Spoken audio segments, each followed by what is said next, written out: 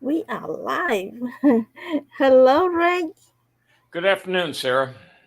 Good afternoon. How are you? Well, thank you. Good. Good to hear. So, welcome everybody and welcome our guests and thank you for joining us today. So, today we have a brand new topic. I'm excited and can't wait to hear about this wonderful topic. Um, in case we have a new viewer today, just want to introduce myself. That my name is Sarah M. I'm hosting this show and would like to introduce you to my good friend Rick Road. And before we do that, I just want to let you know that we both are author, and my book is I have my one book nonfiction book. This is my book, How I Survived the Killing Fields. And I have a few other books that I co-author with other people. But my friend Rick here, he's a 10 times book author. So let me introduce everybody to our presenter today. He is a 10 times nonfiction book author and an authority on American history. His number 10 book is called They Made America Great. He spent most of his adult life living aboard boats and has traveled far and wide in the Americas. So let's welcome Ray. Welcome, Ray. Thank you, Sarah. Yeah, so today I'm excited. The topic is about Vivian Thomas. And what to know about Vivian Thomas? One phrase: the genius working in the shadows. So you have two heartwarming medical story in your 10th book. Today we are going to hear one. In the early of 1990s, about 2,000 infants were dying each year of a congenital heart condition known as blue baby syndrome. Three infant heart pioneers went to work. Dr. Alfred Blalock was an already well-known surgeon and researcher at John Hopkins, and Dr. Helen Taussig was a caring pediatrician. And the third person, the genius working in the shadow, was a black man whose job was and pay scale was categorized as janitors. Today we are going to learn more about that janitor, Vivian Thomas. So tell us more about this story, Rick. I can't wait to hear it. Absolutely. I think the year was the early 1940s when they started really doing this. Vivian Thomas, it was the fourth child of William and Mary Thomas. And Mary had three boys, and she was sure the next one was going to be a girl, so she named it Vivian. And it wasn't when it was a boy, she changed the A in Vivian to an E in Vivian, so in Vivian Thomas. When Vivian was 2 years old, they moved to Nashville, Tennessee. By the time he was a teenager, Vivian was working for his father as a carpenter, a skilled carpenter. And dad thought that's what son was going to do, become a carpenter. But Vivian, as a teenager, had bigger dreams. He wanted to become a doctor. And that wasn't such an outrageous idea in the segregated South in the 1930s. And Nashville was a good place for that. There was three black colleges, including a medical college. And Vivian was, he was saving up his money to become a doctor. And then the Great Depression hit, and all his money that he had been saving was wiped out. He had built a house in Nashville with his wife Clara and for two daughters, and that's all they had. And he was out of money and out of work, and the depression hit. Now, he'd like to go on to Vanderbilt. Vanderbilt's the big school in Nashville, Tennessee, but Vanderbilt wouldn't accept black people in the 1930s, and especially a broke black person on top of that. There was a well-known doctor at Vanderbilt. His name was Alfred Blaylock. He came from a prominent family in Georgia. He graduated from Johns Hopkins in 1922, and he got a job at Vanderbilt, and he was doing all kinds of pioneering work. And he was looking for a lab assistant. And Vivien Thomas, a friend told him about the job that Blaylock might have had, and so he interviewed with Alfred Blaylock, the surgeon at Vanderbilt. And right away, he asked some very good questions, and Blaylock hired him right away. But he had to hire him as a janitor, and his pay as a janitor, even though he was a lab assistant. That's just the way the segregated South was in the 1930s. And Blaylock had a short temper, he had a fuse. And early on in the relationship, he exploded on Vivien Thomas, cussing him out and everything for no reason whatsoever, a very minor reason. And Vivien Thomas said, I'm not dealing with this.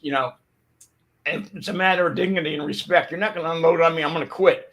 And Blaylock realized he had a good man, and he, had to control himself. And he said, I'll never do it again. And best my understanding is Blaylock never did it again. He controlled himself. And the both men worked together, and they grew to appreciate each other more and more. But outside of the lab, they lived segregated lives in Nashville.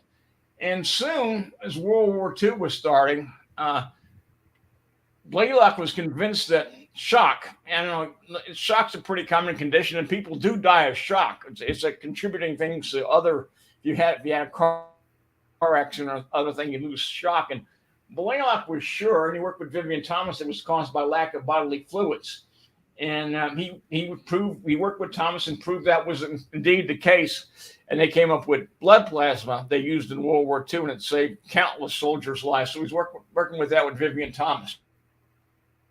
And Blaylock's getting some prominence. Then in 1941, Blaylock got offered to be head of surgery at his alma mater, Johns Hopkins in Baltimore, Maryland. And he was going to be chief of surgery. And he wanted Vivien Thomas to come with him. And Vivien and Clara Thomas and her two young girls had some reservations about that. First of all, they built, Vivien with his own hands had built a house in Nashville. But then they also knew that once Alfred Blaylock is gone from Vanderbilt, he won't have a job more than likely. So he went with Blaylock to Baltimore and John Hopkins. And Blaylock arrived in Johns Hopkins with all kinds of fanfare. And Blaylock and Vivien Thomas didn't have much. He just was there, and he found a very segregated society, worse in Baltimore than it was in Nashville. And second job to make ends meet as a bartender. So he's working as a janitor, as Blaylock's right-hand man, but he's working as a bartender, and Blaylock's getting all this credit and doing everything. And but one thing that Blaylock and Thomas had in common, medical research was becoming their life. They knew it was important. And in 1943, another heart pioneer at Johns Hopkins, a very interesting story in her own right, Helen Taussig from Boston. She couldn't get a job at Harvard, so she went to Johns Hopkins, and she was a pediatrician, a very kindly pediatrician. She knew a lot of babies were dying of a congenital heart effect disease called blue baby, and she approached Blaylock and Thomas on this. And blue baby, basically the baby's extremities turn blue, and it's not going to live very long. Our heart has four chambers, and one of those chambers pumps blue blood to the lungs where it gets enriched with oxygen that we breathe, and the blood turns red, and it goes to the extremities, to the parts of the body. If it's not getting oxygen, those extremities will turn blue. And the baby is very painful, and the baby eventually will die. So they thought, well, let's try to replumb the heart. The three of them came to that conclusion, and going, really? 1940s, that was a very unorthodox idea to work on a live human heart.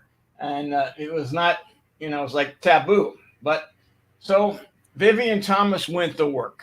He started working on dogs. that had the condition. He operated on about 200 dogs by himself. He designed his own needles, his own scalpels, his own clamps, and he started working on dogs. He learned something from every dog operation. Eventually, after about 200 operations, one dog named Anna survived, and that dog's picture is in John Hopkins Hall. Uh, when he knew that dog survived, he knew he had something. He knew he could do something. So the first operation was on a little girl. Her arm was as big as your index finger. Very tiny baby. She was blue. She wasn't going to live much longer. And so this was big news. November 1944. Uh, Tozic and Blaylock are in the operating room, and Blaylock says, well, "Where's my assistant, Vivien Thomas? All the press corps and all the poobahs are in there. They want to all be part of this." And Vivien Thomas was kind of boxed out, and he said, "I want Vivien Thomas here. I need him." So they got a stool for Vivien Thomas. He was standing behind Blaylock's right shoulder, advising him through a 3-hour operation. And after it was over with, the baby turned from blue to pink. The operation was a success. And after 2 more surgeries, they basically they put a shunt in the heart. And imagine a baby whose fingers or whose arms are as big as your finger, and they're operating on her heart, which is minuscule. And they were able to create a small shunt in there they basically shunted blue blood, oxygen depleted blood to the lungs, and that went to the extremities, and the baby was able to live for a while. And most babies were able to live, and I'm not exactly sure what happened later on, but I think they had operations as the baby grew. They lived a normal life after this. And at the first year of Johns Hopkins, there was like 200 so procedure, and Vivien Thomas was usually standing behind Blaylock's right shoulder, and he was on top of this. But he was always, on Helen Tozic, and Alfred Blaylock, their picture was in Time and in Life magazine. But where was Vivien Thomas? Nowhere. He was just a black man in the background, but he was the genius behind it all. He was the genius working in the shadows. They wouldn't have. He designed the small instruments and all the other things. He was he put the thing together, and he didn't get any kudos. Uh, and and they didn't see much notoriety at all.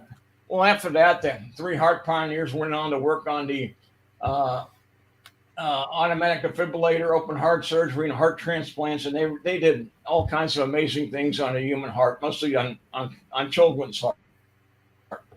And in 1964, Alfred Blaylock, him and Helen Tozic were nominated for the Nobel Prize in Medicine, and they never got it. But he had a lot of notoriety, and people didn't even know who Vivien Thomas was. And he had to teach these fellow surgeons at John Hopkins, white surgeons, the job. And at nighttime, he'd have to work as a bartender. And many times, these surgeons would come into his bar, and he was teaching them today, and he's working for drinks as a bartender tab at night. Not very fair. And then in 1964, just 3 months after he retired from Johns Hopkins, Alfred Blaylock died of cancer. And at first, Vivien Thomas was a bit lost. They kept him, not like they would have done at Vanderbilt. And besides that, things have changed a little bit. And he didn't know what to do with himself. But then he finally started teaching other black surgeons about the ins and outs of Johns Hopkins and how to get through that. And some of these African American heart surgeons became world famous. Thank you to Vivien Thomas doing all this stuff. And the man who could not afford medical school was teaching hundreds of surgeons, heart surgeons. And he had a knack for taking complicated things and breaking them down, making them very simple. He didn't have any wasted motion when he was teaching or when he was doing things. And he was unique. He was a genius. And he retired from Johns Hopkins, I think, in 1979. But in 1971, they finally put a portrait up of him in the halls of Johns Hopkins. And Vivien Thomas said, "Well, I felt quite humble and just a little bit proud." And they gave him a doctorate, but it wasn't a doctorate of medicine because there is no such thing as a doctorate of medicine. It's only a doctorate of law. So Vivien Thomas was given a doctorate of law in 1971. And in 1979, after 37 years at Johns Hopkins, he retired. And today, that surgery is still being used and it's saving.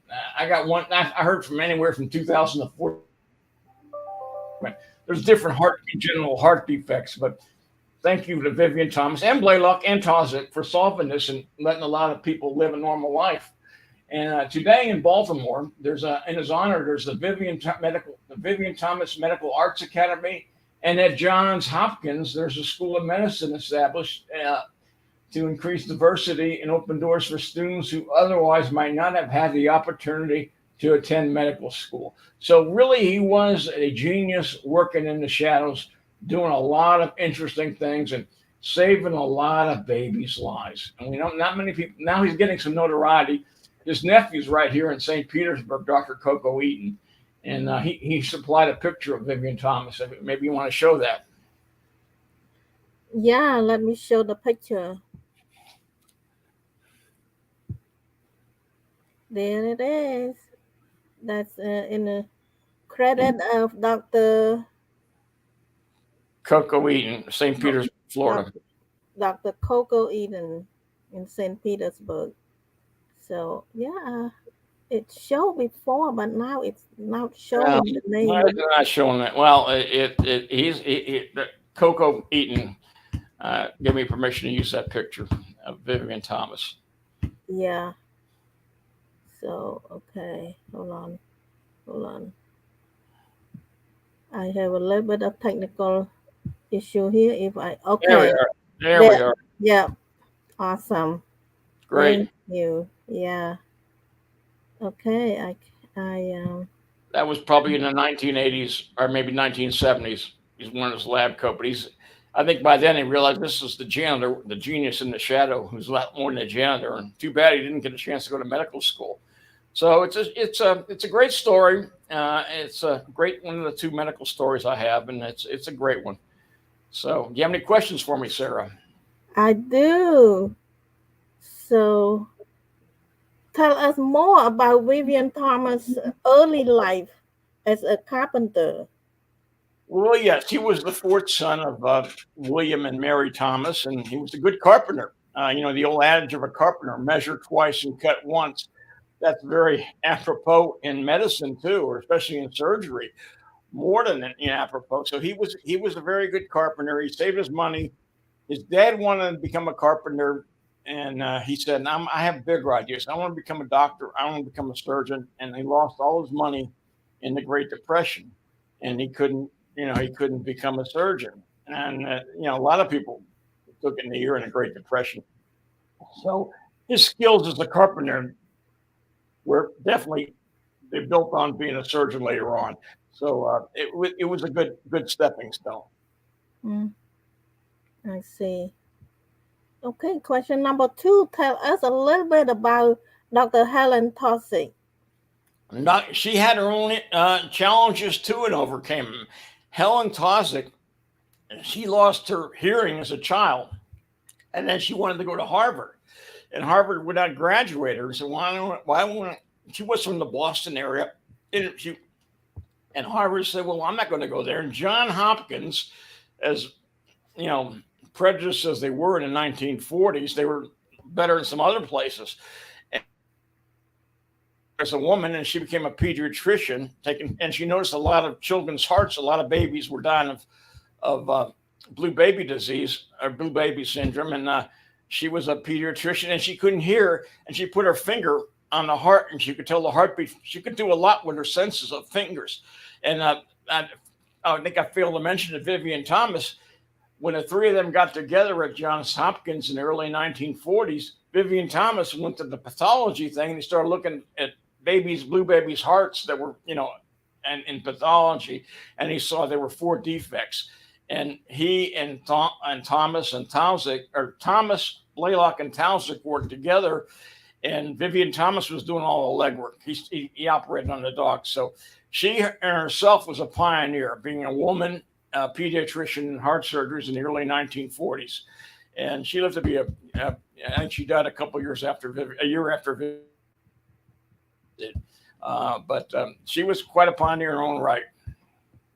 Mm, yeah, I cannot imagine being a woman back then. It's very challenging. A deaf woman. Yes, not only just woman, a deaf one. Yeah, Uh, she could feel a heart, a baby's heart by just putting her finger, and she knew how, what it was skipping a beat or something like that. She could tell. wow. All right, I have another question, Rick. What lesson for today's does the story of Vivian Thomas hold? Oh my gosh, they surely it does. How many other Vivian Thomases are out there that aren't given a chance because of their color or their immigrants or whatever? I lived in South, as you might know, I lived in South America for a while, and I thought that such a waste of potential of young people that couldn't get the education they needed or that they could be something if they got educated. Back in the 1930s, Vivian Thomas couldn't go to Vanderbilt. He couldn't get a scholarship. He couldn't do that, although he was well deserving of that, more than most of the white men were. And I think we want to be a society that gets everybody involved, and Vivian Thomas wasn't really given a chance till late in life to prove his mettle. He proved it, he exceeded it. So I think you know now there's a lot of talk about immigrants and people that are on the outs, and shoot, they can solve as many problems as the white men can solve, if not more. And I think that's the big Achilles heel in Latin America. Is there's so much potential that's being lost because their people are not given a chance, and that was happening in this country for hundreds of years, and it's finally rectified itself somewhat in the last 50 years. But the lesson there is, if somebody can do the job, if somebody has the talent, let them do it. Let them do it. Vivian Thomas Dooley didn't get the chance. He was just a janitor. He went to Vanderbilt and said, well, we got to classify you as a janitor. And this guy, Blaylock, started talking to him and said, man, this guy's sharp. He knows what he's doing. But I can only hire him as a janitor. So that's what he was. So how many janitors are out there that could be geniuses? I'm sure he's not the only one. So that's the lesson. That the immigrant has a lot to offer this country. The immigrant, the black person, the person that doesn't have the same opportunities as you and I. Some of them are real geniuses, and that's the lesson. We don't want to lose those people for their sake and for the sake of the country. My goodness gracious, we are a melting pot, and we ought to give more people a chance, and we're doing it. We're doing a better job than we were doing 50 years ago, but still, we don't want to retrench either. And I could sort of smell that in a way too. So yeah, I mean, here's a guy that didn't get much chance, and look what he did. He basically he was the genius behind the doctors doing the work, but they got the notoriety because they were white. He didn't because he was black. No other reason than that in the 1940s. Would that happen today? Probably much less so. But in some other fields, it might. So that's a lesson for today and forever in this country.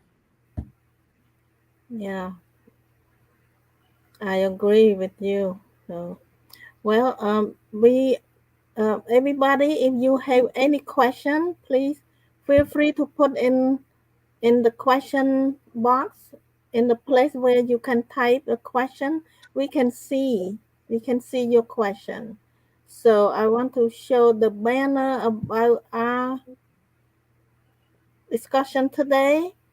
My name is Sarah M again, and Rick Rhodes is the author that wrote this 10 book. And the topic that we are talking about today is Vivian Thomas, the genius working in the shadow.